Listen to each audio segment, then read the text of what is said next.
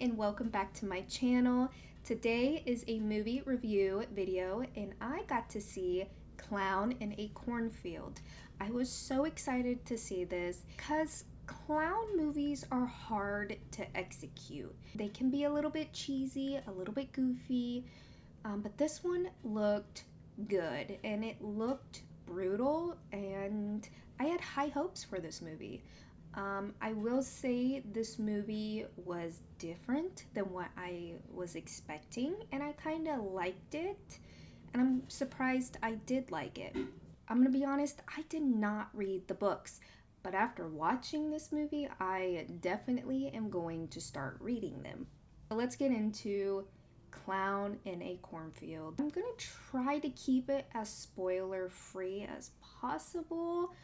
I'm gonna be very vague, but there is things I do have to spoil, but I will say what I'm going to spoil when I spoil it. So for those of you who have not read the books or have yet to see the movie, Clown in a Cornfield is about a girl named Quinn, and her father moved to the quiet town of Ketty Springs for a fresh start. They soon learn that this community has fallen on hard times after losing a treasure factory to a fire. As the locals bicker amongst themselves and tensions boil over, a sinister, grinning clown emerges from the cornfields to cleanse the town of its burdens, one bloody victim at a time. This movie is directed by Eli Craig, and he directed Tucker and Dale versus Evil. That is a really good movie, very funny, and not what you would expect it to be. Alright, so let's start with the positives. What I really liked about this movie off the bat is the opening scene. We get a flashback scene to the early 90s, a couple of teenagers having a bonfire near a cornfield. Quickly after, teenagers get killed by Friendo, the evil clown. I really enjoyed that because you're starting off strong and you're very curious about who is this clown and why is he killing. Fast forward to today, we get introduced to Quinn and her father, and you can tell that they are going through some kind of grief.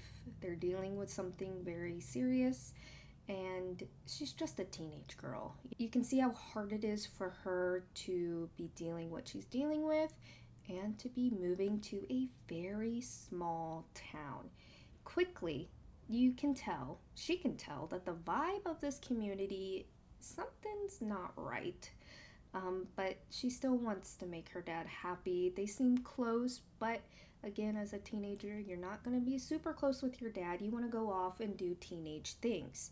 I really liked how they captured this community and the setting. I loved Quinn's house in this. I felt like I could smell it, and it wasn't a great smell.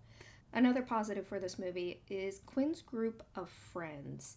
Now, this isn't the best iconic group of friends in a scary movie. What I feel is positive about this is that this movie, I think, is for the newer generation. Each character in this friend group might be relatable to someone in a friend group nowadays. I'm not a teenager, so I don't know, though might not be for the older generation.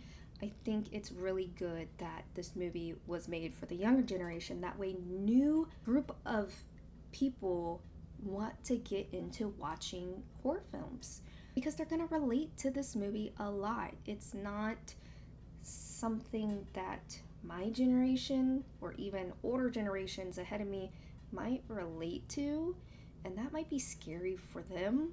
But for me, I thought this movie was a great introduction for teenagers. They might sit down in the movie theater and go, hey, that was really good. I want to go check out more clown movies.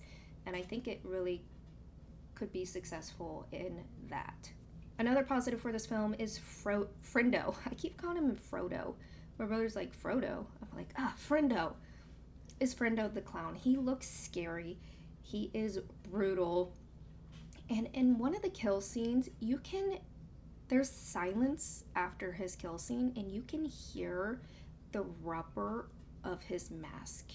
And it was eerie and chilling. And I was like, ooh, I kinda liked that, you know? I could hear him move, and he wasn't just a silent killer. Or the kill scenes.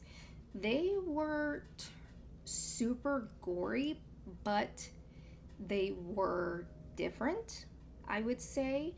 In one of the beginning kill scenes, you can actually hear the blood profusing, coming out a lot, and it was gross. There's a lot of different weapons used to kill off the teenagers, and I really liked that it wasn't just one weapon, which I wouldn't mind a one weapon kind of thing. I mean, Michael Myers, kitchen knife, that's it. One of the last positives I have for this film was that it kept me wanting to watch it. There was a very nice flow of the movie where I'm like, oh, okay, that's weird. Oh, that's different. Oh, I've never seen that before. And when I get into the negatives, they're not really super negative because I really enjoyed this movie. It was different, it was fresh, and it's not what I expected. And I don't mean that in a bad way. Now, getting into the negatives, they're not really negatives. They were just things I wasn't expecting because I did not read the book. Except for one bad thing about this movie. The acting wasn't the best. And I mean that nicely. I can tell that some of the kids in this movie, this might have been their first role. I have to look into it. I'm not going to name any names, but some of the acting in this was not the best. And maybe it actually was good because maybe they pulled it off. I'm not around teenagers a lot, so maybe they pulled off this performance. I don't know. But some things were a little bit cheesy and not believable. But this film was still funny. It still had funny parts. It wasn't a comedy, in my opinion, like Hell of a Summer. That was pure comedy to me. But for this film, it had funny parts, but it wasn't a comedy. They had subtle comedic timing and dialogue in this that were good. For the twists of the movie, I guess that's where I was like, what? There's more than one friendo, and it makes sense. It's a little bit predictable, but hey, it wasn't bad. That the town, spoiler alert, they hate teenagers. It's like Footloose on steroids. They mean business. They hate these dang teenagers because they cannot come to grips with the fact that times are changing. And I know that might be hard for a lot of people. They might not like the message. The new generation might be hard to understand, but I get where they're coming from. And with this movie, I think it was a powerful message to spread. The whole town, not the whole town, dressed up like friendos, killing off these teenagers at a party because they just, for their motives.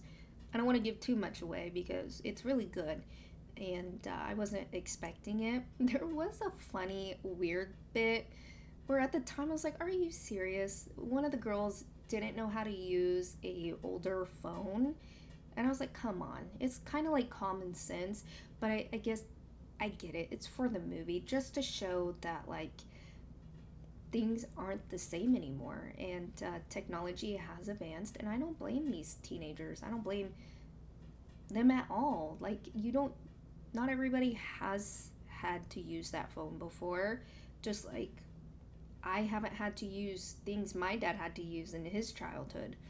But I should say that they should bring back payphones. Payphones are not in this movie, nor mentioned, but I just want to say that. Like, not everybody has a phone, or their phone dies, they're an emergency, so bring back the payphones. They're also cool to use. Overall, I really like this film. I'm interested to see the future of Kettle Springs, this community with some sort of issues within themselves. They can't get over the fact that times are changing So much as so they had to dress up as evil clowns to kill teenagers. There's a lot of holes in this movie where I'm like, what happened with this situation? Well, what happened with this person? Like, I'm gonna go read the books now, or maybe I should wait until they make the sequel, you know? But Friendo was scary. Which Friendo it was that was under the mask, they were scary. It wasn't super gory, but the kills were above where I thought they would be. There's a lot of blood. There's some funny parts to this movie, some things you can relate to. But it's not for everybody. Not everybody is going to like this film. I had a great time watching it, and I want to see more of Friendo in Kettle Springs. And I think they really executed the killer clown because it wasn't too cheesy and it was scary to see him. Again, not what I expected, but I enjoyed the ride. But that is going to be it for me today. Something short and sweet. I didn't want to give too much away. A little bit of spoilers, but I think you guys should still see this movie and see what everybody's talking about. See what everybody's bickering about. But I get it. I see both sides, but overall I think this is a great introduction horror films to the younger generation. I think they would like it. Hopefully they can relate to it, make them curious about other scary clown movies, maybe see more of this franchise. Yes, I will see you guys later this week. Please stay safe out there, and I will see you guys later. Bye-bye.